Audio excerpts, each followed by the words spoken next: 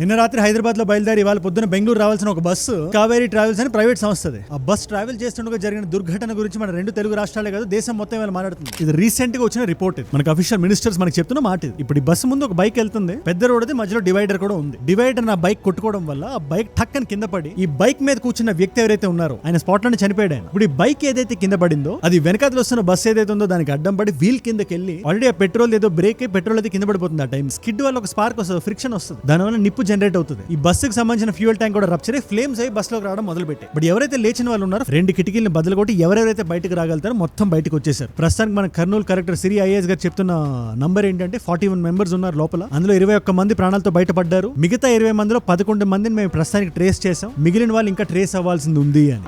So ఈ 41 లో we could trace 21.